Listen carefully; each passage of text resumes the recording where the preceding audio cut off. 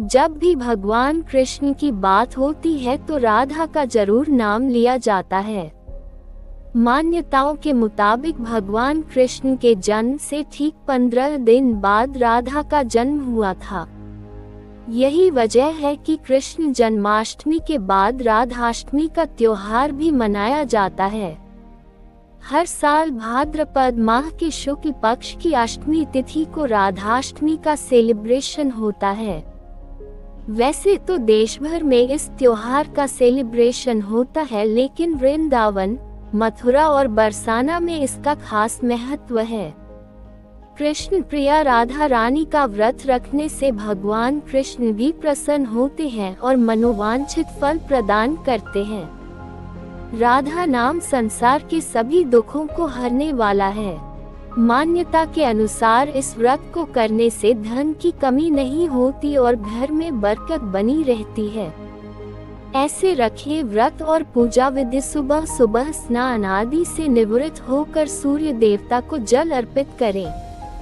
इसके बाद मंडप के नीचे मंडल बनाकर उसके मध्य भाग में मिट्टी या तांबे का कलश स्थापित करें। अब इस पात्र पर वस्त्रों से सुसज्जित राधा जी की मूर्ति स्थापित करें।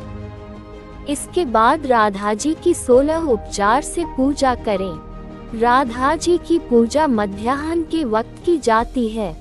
पूजन के बाद उपवास करें और एक समय भोजन करें। अगले दिन श्रद्धानुसार सुहागिन स्त्रियों और ब्राह्मणों को भोजन कराएं और दक्षिणा दें। उसके बाद स्वयं भी प्रसाद के रूप में भोजन करें। राधा अष्टमी व्रत कथा।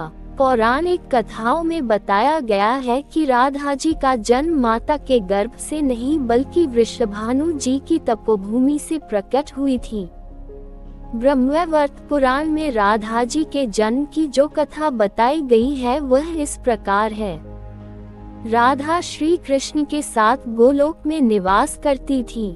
एक बार देवी राधा गोलोक में नहीं थी। उस समय श्री कृष्ण अपनी एक सखी विराजा के साथ गोलोक में विहार कर रहे थे।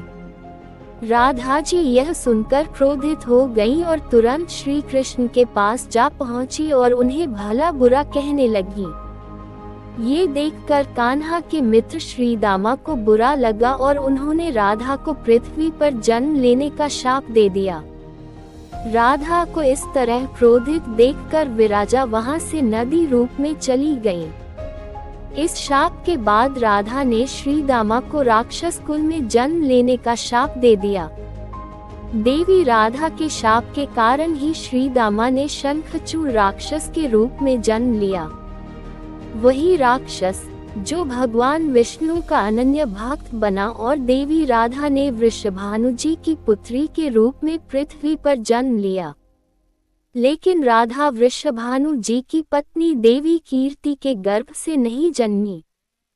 जब श्री दामा और राधा ने एक दूसरे को शाप दिया तब श्री कृष्ण ने राधा से कहा कि आपको पृथ्वी पर देवी कीर्ति और वृषभानु जी की पुत्री के रूप में रहना है। वहां आपका विवाह रायान नामक एक वैश्य से होगा। रायान मेरा ही अंशावतार होगा और पृथ्वी पर भी आप मेरी प्रिया बनकर रहेंगी। उस रूप में हमें विछोह का दर्द सहना होगा। अब आप पृथ्वी पर जन्म लेने की तैयारी करें। सांसारिक दृष्टि में देवी कीर्ति गर्भवती हुई और उन्हें प्रसव भी हुआ।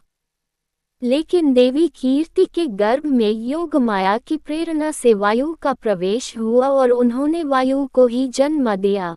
जब वह प्रसव पीड़ा से गुजर रही थी, उसी समय वहां देवी राधा कन्या के रूप में प्रकट हो गईं। और इसी दिन से राधा अष्टमी मनाई जाने लगी। प्रेम से बोलिए जय श्री कृष्ण, राधे राधे, हर हर महादेव। अगर वीडियो पसंद आया तो चैनल को लाइक शेयर सब्सक्राइब जरूर करें।